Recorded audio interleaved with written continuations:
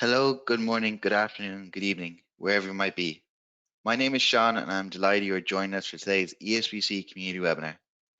Today I'm joined by Sari, MVP, who will cover creating contracts with SharePoint Premium's content assembly. We love hearing what you guys have to say, so remember to join in on the conversation about today's webinar and more on X. Our handle is @ESBC_community and our hashtag is #ESBC24. Tweet us, tag us, and tell us what you learned. Don't forget to check out our Learning Hub, which is updated with the latest blogs, ebooks, webinars, and how-to videos.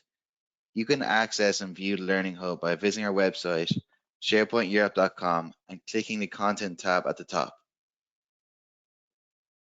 Don't let the learning stop here. Continue to keep up and stay ahead by joining us for our next webinar, Building Your Copilot Muscle, Practical Examples with Zoe Wilson, MVP. This webinar will take place tomorrow, Tuesday, 14th of October, 2024, at 11 a.m. to 12 p.m. CEST. For more information on this webinar, please check out www.sharepointeurope.com/SharePoint Week. Late bird sale alert for #ESBC24. As part of SharePoint Week, we're offering a €100 discount on top of the current sale price for ESBC24 tickets. Use the code SharePoint Week to secure your spot. This offer is for new bookings only. Don't miss a chance to enhance your expertise in Microsoft 365, SharePoint, Azure, Power Platform, Copilot, and Microsoft Teams. Don't miss out. Register your interest today at www.sharepointeurope.com/pricing. We're excited to announce that the call for speakers for EPPC 25 is officially open. This incredible event will take place in Vienna from June the 16th to 19th, 2025. And we are looking for Power Platform experts to share their insights with a community of over 2,000 plus enthusiasts. If you're knowledgeable in Power BI, Copilot, Power Automate, Copilot Studio, Power Pages, or any other Power Platforms tools, this is a fantastic opportunity to present and inspire others. Submit your session today at sessionize.com/European Power Platform Conference EPPC 1402. After this webinar, we'll have a questions and answer session. Type any questions you might have into the questions box. Questions will be selected and answered at the end of the presentation. This webinar will be recorded and added to the Resource Center, where you will be notified by email when it is available. And now, I'm going to pass you over to today's webinar presenter, Sari. Hello, Sari. Thanks for joining us today. Hi, Sean. Hi. Thank you for having me. No worries. Yes. So let's get started then. Okay, are we ready? Yeah, I can see yours. Yes. There. Yeah. Okay, let's go ahead then. So good afternoon, everyone. Good evening if you happen to be in Finland already. So my name is Sari Soinea. I work here in Finland as a leading specialist at the Finnish Innovation Fund Sitra, and I'm also a Microsoft MVP. So what I do is that I do a lot of modern work. I'm a modern work enthusiast, one might say. I have been in love with SharePoint for quite some time already, and SharePoint Premium is one of my areas of expertise. And also I do a lot of community work. So for example, this week, you can see me at the Scottish Summit, and then later on in December in ESBC in Stockholm. So I hope to meet you there as well. Thank you for joining my webinar today. And today is all about SharePoint Premium and one specific topic there. So we are going to go first shortly through what is SharePoint Premium overall. Then we're going to go and have a couple of demos in the content assembly regarding the content assembly features. Shortly check how you can switch that feature on, and then we have time for questions. So please save your questions for the end, since they might come there might come an answer during the presentation, but of course, we want to have that discussion in the end. And also, in case you have more questions left after the webinar, you can find me. I will have later on in the last slide, I will have my social media accounts there. But with the name Sari Sonia, you will probably find me as well. Okay, so SharePoint what? SharePoint Premium we are talking about today. And I know that a lot of people are not that familiar with that set of features. And there might be a lot of reasons for that. One of them being the fact that the set of features that SharePoint Premium represents today has changed its name many times. So you might have known previously it as SharePoint Syntax or Microsoft Syntax, or even if you go way back a couple of years from where it all started, it started as something called Project Cortex. But nowadays, the set of features that we have here are listed under the umbrella of SharePoint Premium. Because of the name changes, the documentation is still found in Microsoft Learn under the name Microsoft Syntax. But if you search for SharePoint Premium, you will find the documentation as well. But there, just to avoid the confusion when you're looking, and especially when you find the documentation where the link goes to, and you will get the presentation later on and the links as well. And as you can see, all these features are related to SharePoint Premium or are under the SharePoint Premium umbrella. So there is quite a lot of features and quite a set of them. So it kind of makes me feel like this magician's hat. We just pull and pull new things out of the hat. So is the SharePoint Premium. But today we are going to talk about content assembly. And SharePoint, all of these SharePoint Premium, except for the last two listed there, are more or less related to document management in SharePoint. And with the SharePoint Premium features, you can enhance the basic SharePoint Premium or SharePoint document management features and do more, get more information out of your document, ease your document management, ease your metadata handling, and do quite a lot of other cool stuff with SharePoint Premium. Before we dive into the content assembly feature, let's have a word about the licensing. So most of the features in SharePoint Premium are priced with the pay-as-you-go model, so is the content assembly.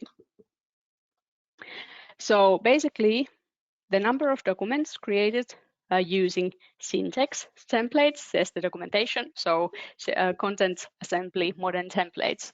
And each processed document counts as one transaction, and the transaction costs 15 cents in USD. So basically, each time you do a new Word or new PDF with this content assembly feature, you pay for that. And I think that is not too, it's not complicated, and the price is quite affordable.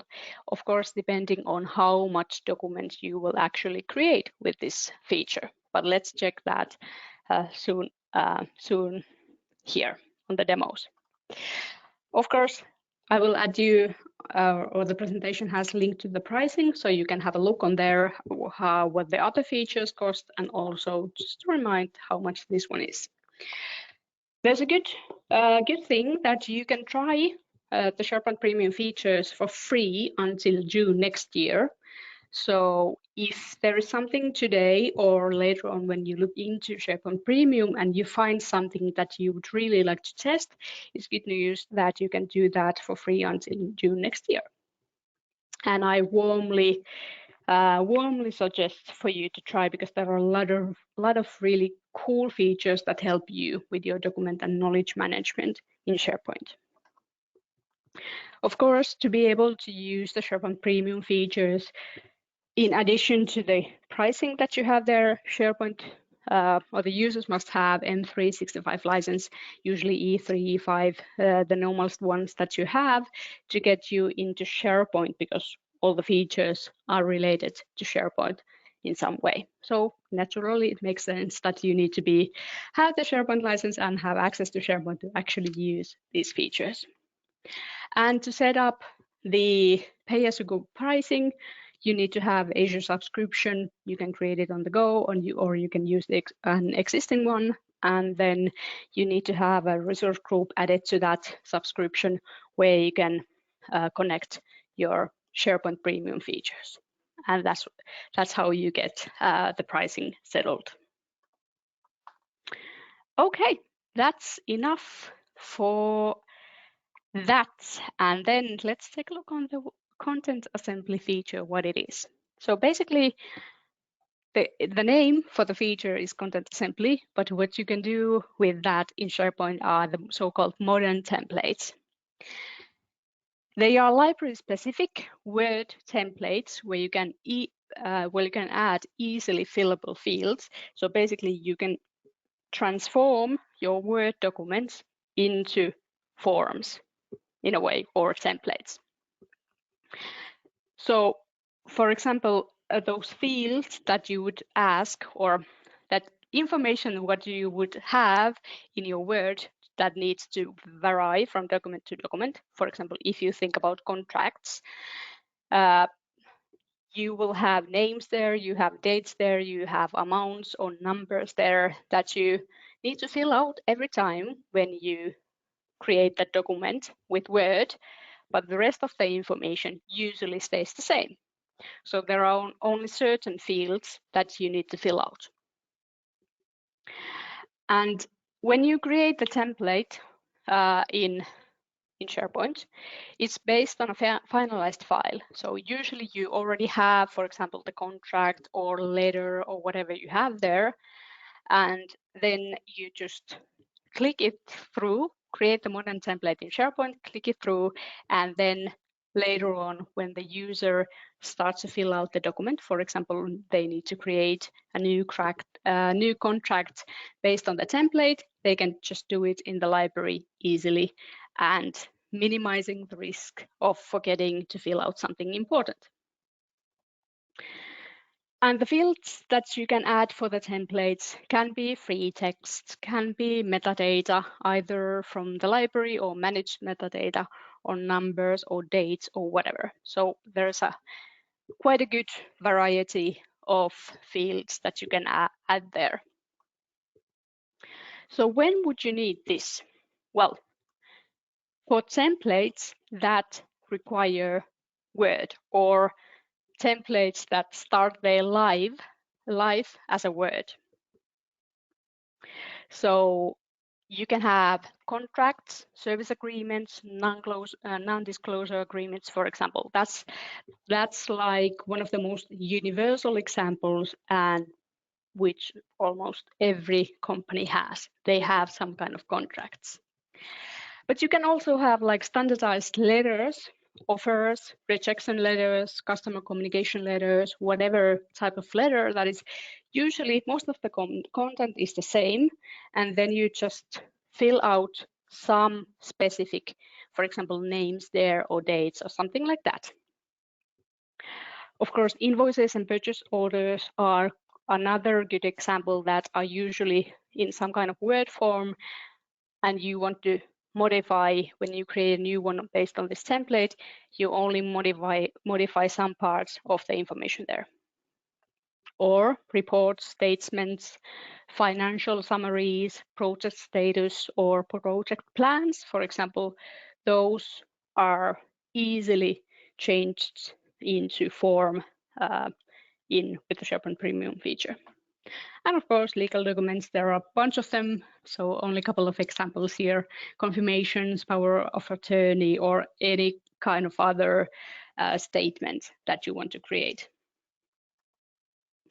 But also, I think it's really important to think about when you don't want to use it. So when it doesn't make sense anymore to have a Word document that needs signature, or that you just want to gather information or something like that, then you should consider using Microsoft Forms for collecting the information. Or if you need just an approval, you might not need a fill out Word blanket. Instead, you can use, for example, the Teams approvals app.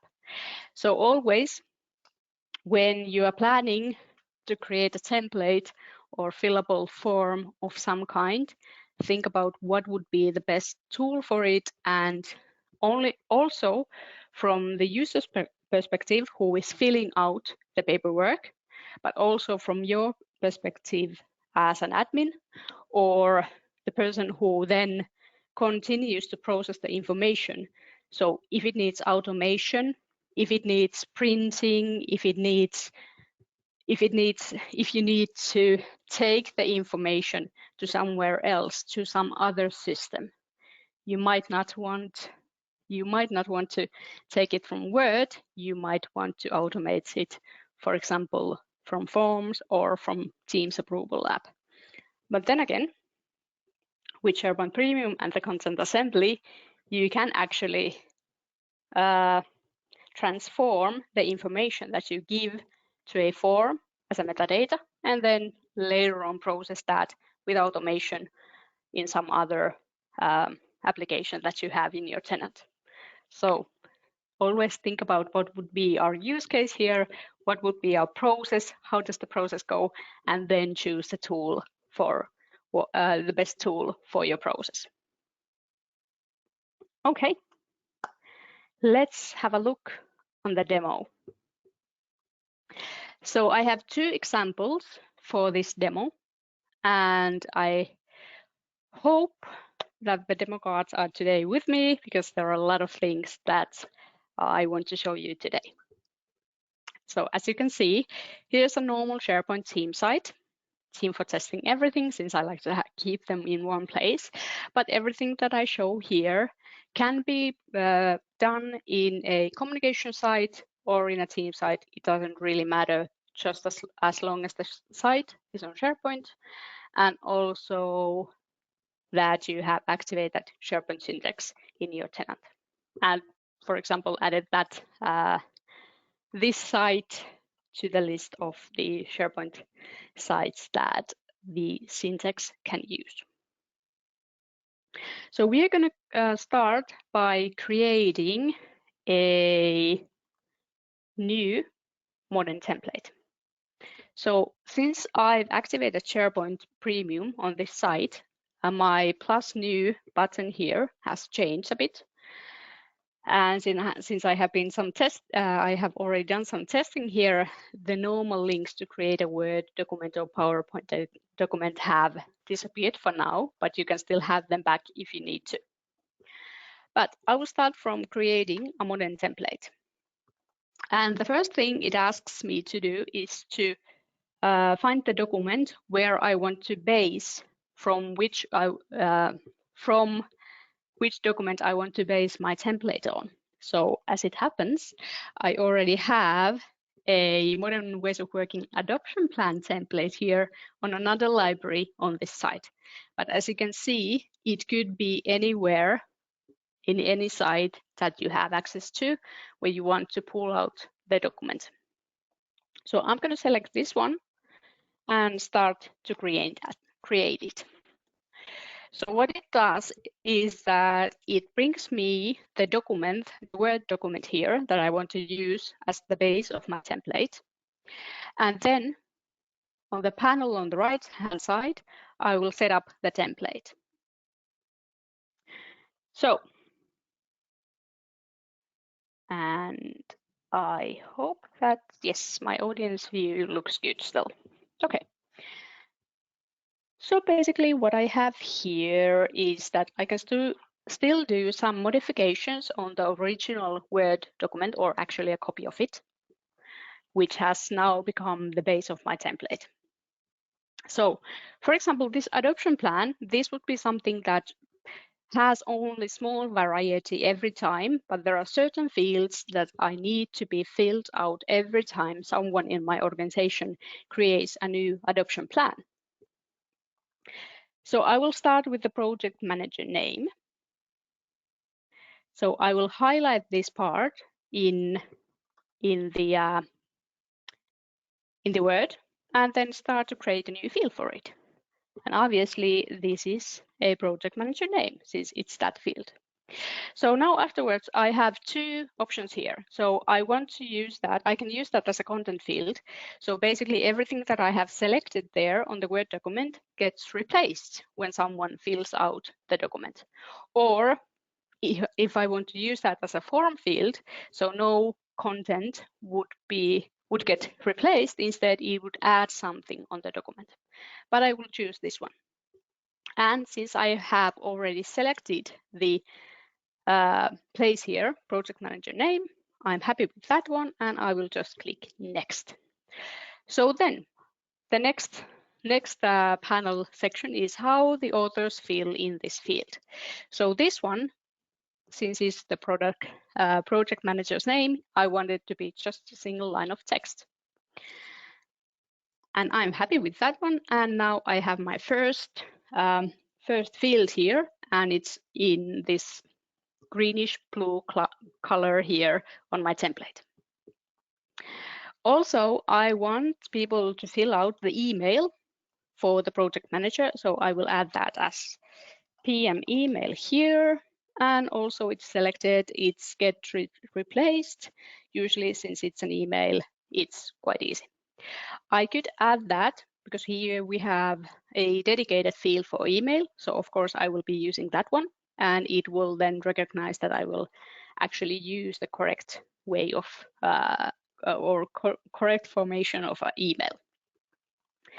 Then, of course, a phone number for the PM is important as well, so I will add that one as well here. So PM phone number. And next, and this one, well, I don't want to use the number because this is, as you know, phone numbers are a bit special numbers.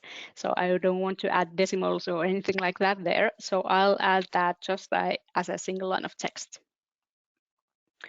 And there we go. And then we have project start date. So that's an important one as well. So I will add that here. And I hope I could actually write it down good. So again, start date, and this time it's a date and time. And when I choose this one, I get more settings to choose. So I don't want to include time for it, since usually the projects don't have any specific start time, just the date. And I can even choose what is the date format. And since we live in Finland and like to do this logically, I'll use this one. And the same thing for the end date.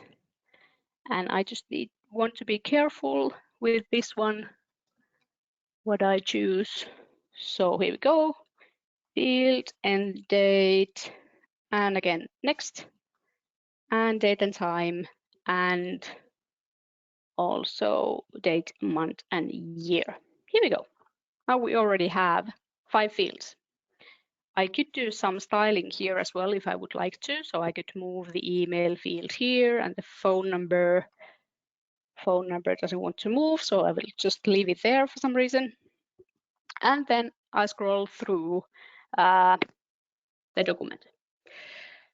So I have a lot of date fields here, and this is maybe something that you want to consider, that if you have these kind of dates and these kind of fields here, that you don't necessarily feel that they would be mandatory, or they would change. For example, some projects wouldn't have the office redesign at all. You may want to consider to leave this out, since it's good to know that all the fields you will set up for the template will become mandatory. So if you have defined something here, the end user who is filling out the form later on cannot leave something out. So that kind of sucks. So I decide, even though we have dates here, I decide that I'm not going to add these as a field for the template. But here's another interesting place. So the amount of the project, or actually the, budget. So I will add that as a field as well. And another example, this one is the one that I can use the number type field as well. And also here we have a lot of names. So, and here I can see that I forgot something because it says customer name, and usually the customer is somewhere here in the beginning of the document. So I noticed that I skipped that one out, but it's okay because I can just add it here, customer name. I'm good with that, but when I want to add it here on the other places as well, I can do that. Confirm.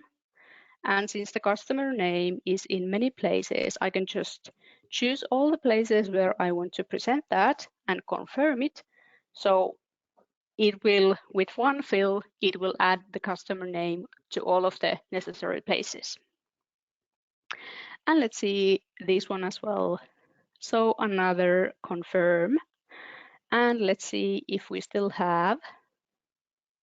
Nope, that was the last place for the customer name. So I'm good with that. Next. And this is again single line of text. And we're good to go. And then we could add the places for the executive sponsors, project manager, HR team, so on and so on. So many names here. And for example, this one, just to give you the example, I will add the customer IT team names and use that as a multiple lines of text. So you can see the variety of the fields. And oops, I forgot that I have the project manager name in two places and I want to add it here as well. So I can just highlight that and edit, or just highlight that and click the project manager name field. So it will automatically add that here as well. Or I can just click the three dots, click edit, and make sure that the both fields are okay here. So we have the project manager name here and the both project manager name here as well. And they are both here. So I'm good with that. And since I really didn't do any changes, I can just click cancel and I can still see that the project manager name has two selections. And when I hover over here, it will highlight the ones. Good. So, and also project team names I could add here, but let's save some time and leave them out for this demo. So now I'm happy with all the fields that I have. And I can just choose to publish this template. So you can change the template name here as well, but it will ask you it again to change the template name here. And this one you actually would like to, because it's visible on the plus new button or the plus new selection there. So you can just leave the word template out, because when they are filling it out, they will see this name. So they want to create a new plan and not a new template. And here I can see all the fields that I have clicked through that I have, and I can even choose if I want to set them as a custom field to the library and show them in the default view of the library. So for example, these templates, I would like to show the project manager name and the start date and the budget and also the customer name for every time someone creates a new adoption plan based on this template in the library. And now I will publish it and hope that this will work, because sometimes, as you know, life doesn't always go as you planned and these might have some glitches. But now the demo cards are with me and this one got published. So now I'm done. And when I click here plus new, I can see that Modern Ways of Working adoption plan is available here in this library.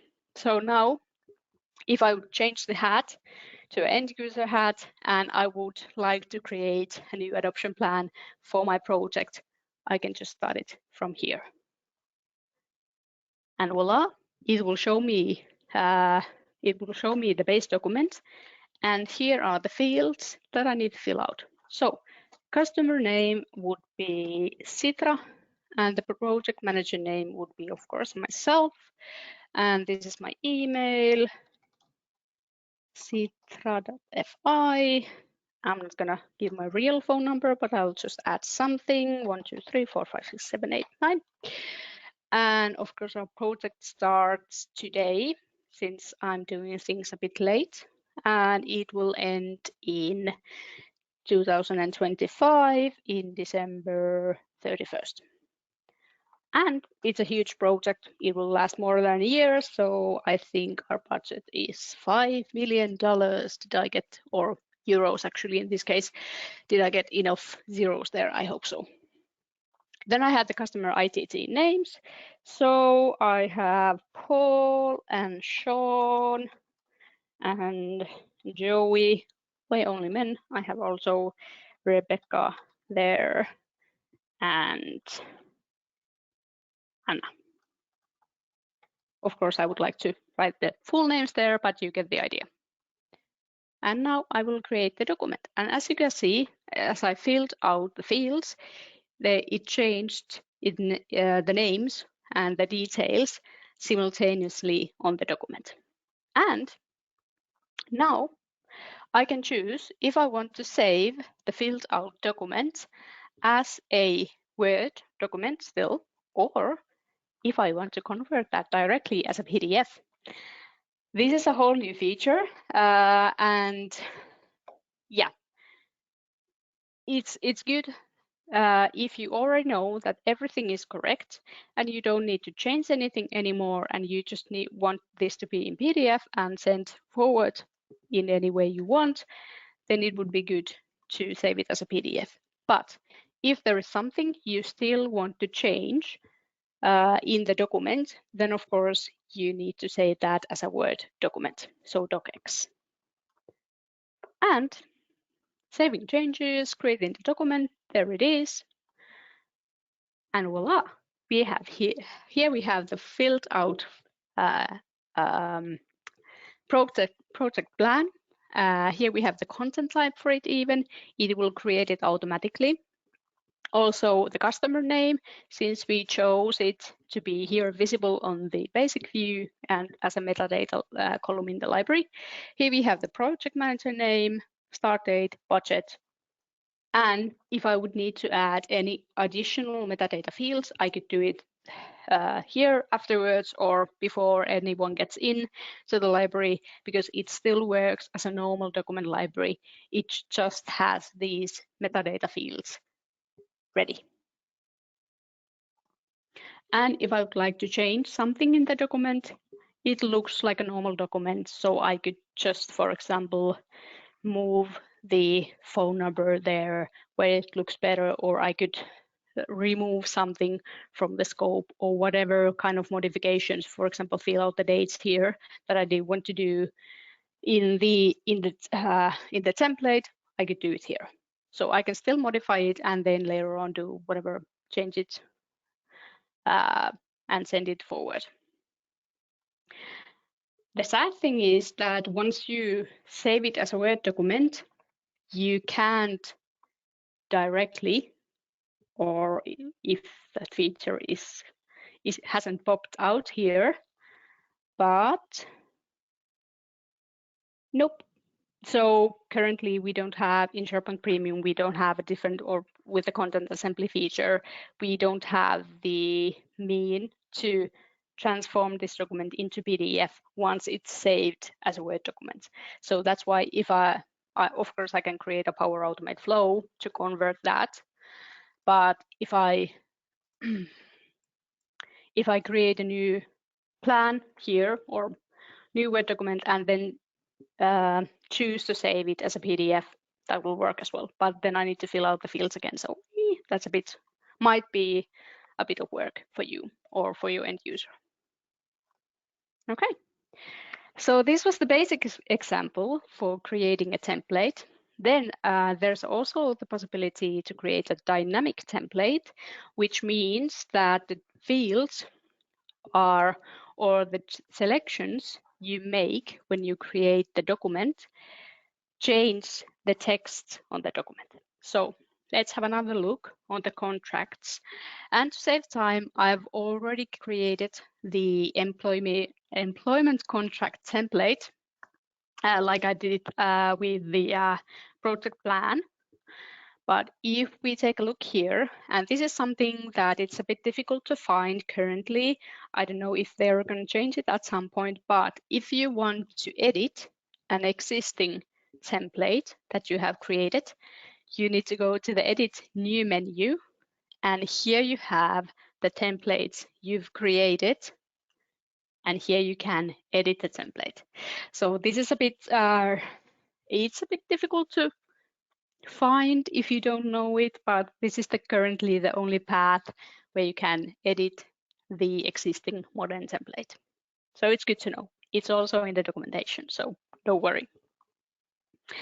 So I've created same way. I have set up the template, but this time, this field here, since this is our employment contract, so depending on which position the new employee has, the following chapter will change. So for example, if the position is specialist, the contract will have this chapter.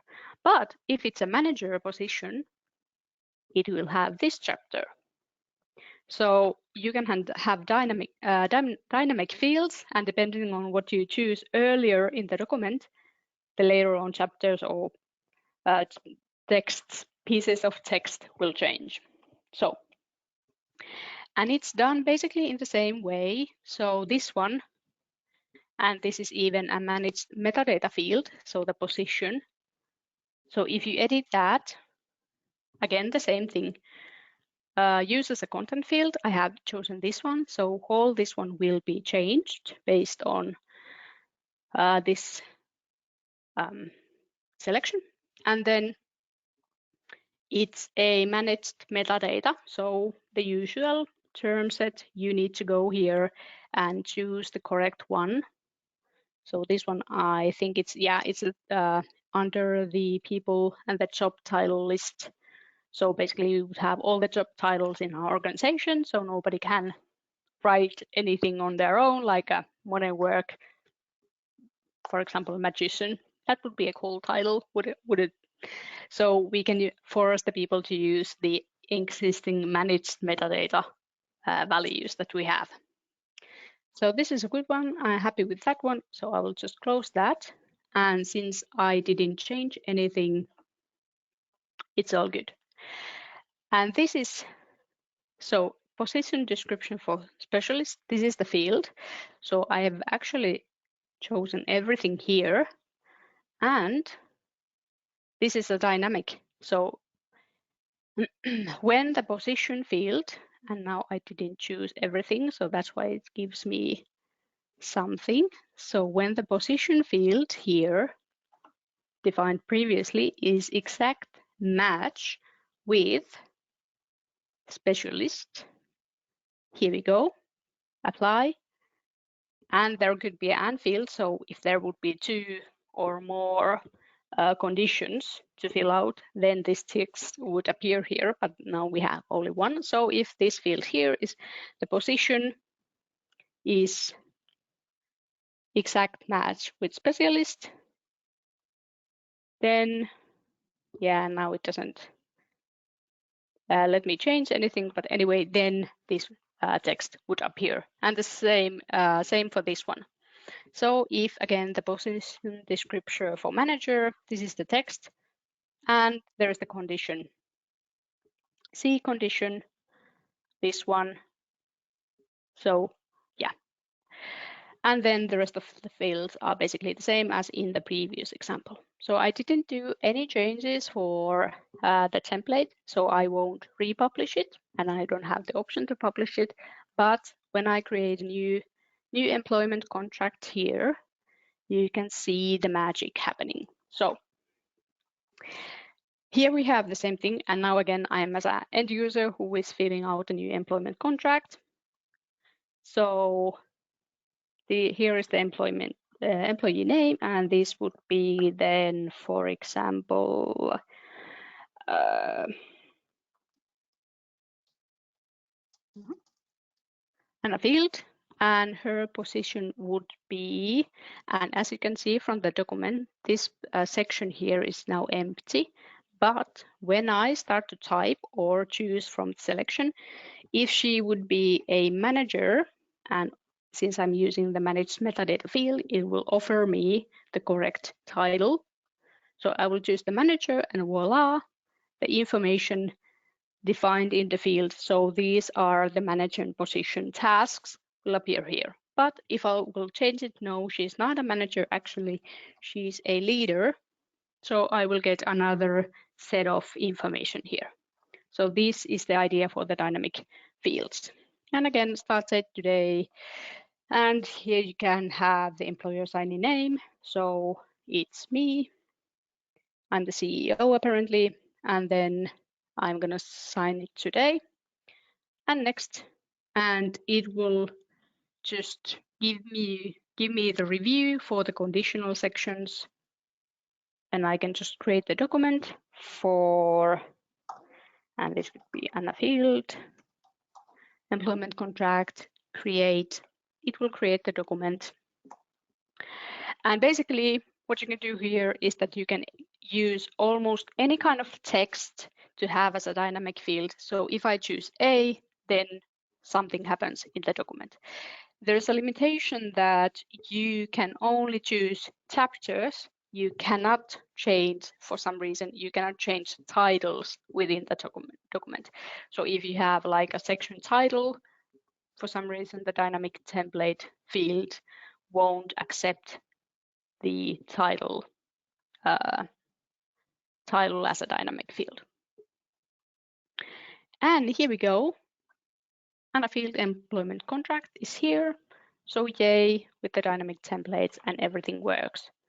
So here we have the leader position specific duties. There are some extra available lines here. So you might want to tweak your template so that the end user doesn't need to tweak it, and there won't be any extra space left in the final document. Okay. So that was the demo section. And then let's switch back to the presentation. There are a couple of things that I would like you to know. So, good to know. Like I said earlier, it's good to know that everything you add as a field in the content assembly or the modern template, they will become mandatory. So the end user who is filling out the employment contract or a project plan, if you have defined something as a field, they cannot create the document before they have filled out all the fields. Of course, they can then later on edit that. So if they need to erase something in the Word, they can do that. But then again, their question why race is risen. So that's why you may want to consider which ones are going to be fields and which ones will you leave for the end user to decide. And as I showed, you can save the filled out form as a Word or PDF. If you save that as a PDF, you cannot edit it anymore, but with a Word, you can. But then you just need other means to convert that Word as a PDF if the end result that you need would be PDF. If you create, so when you configure this modern template to a library, it's stick with that library. So if you want to have the same template in another library, you need to configure that again. So even though you could create a new library based on existing one where you already have set up a modern template and create a new library based on that. But unfortunately, at least the last time I checked, the modern templates that you have added to a library, they won't be copied. So you need to click them through in each library you want them. But usually these types of, for example, contracts or project plans, usually in an organization, it's good to have these kind of templates in only one library. And then the last part before we go to the questions, how do you switch this one on? Well, it's a good thing to know that you can do it if you are an M365 admin, you can do this in the admin portal. So once you have created the Azure subscription and created the resource group for that, then you just go to the admin portal and switch the SharePoint Premium on. But it's still under name syntax, so you need to know that to be able to find that. And let's see what happens. Here we go. So it should be findable under the organization settings, but as I said, it's still under name syntax. So if you're looking for SharePoint Premium, you might not find it, but you will find SharePoint syntax. So this content assembly feature, you have syntax services, so SharePoint Premium services for the following sections, so document and images, and which SharePoint sites should show the option to create modern templates and generate documents. So you can choose all the libraries in all the SharePoint sites or no libraries. So basically, this is our on or off feature. You can have them in all the SharePoint sites that you have in your tenant or none of the SharePoint sites that you have in your tenant. So I would go with all the libraries in all SharePoint sites. For the other features, you have more granular possibilities. So you can choose up to 100 SharePoint sites where you want certain features to be activated, but the content assembly is all or nothing. And here you can manage your pay-as-you-go billing. So basically, you just add the Azure subscription here that you're using and your resource group name. Choose the region where you are using it and where is your tenant, and then that's it. That's set up. So it's really, really easy to take control. You don't need to even run any PowerShell scripts. So that's, well, a pleasure for some and a bummer for some. Okay, and now we have 30 minutes for questions. Perfect. Thank you, Sari, for a great presentation and demos. So now we'll get into the questions and answers part. Should you wish to ask a question, please feel free to type in the questions box now. So our first question today is, what does the billing experience in Azure look like? Does it show you the site and library name for every transaction? Not the library name, and actually we can have a look. I shouldn't have anything there because it's free until, but let's have a look. Just give me a second. I will dig here in my Azure.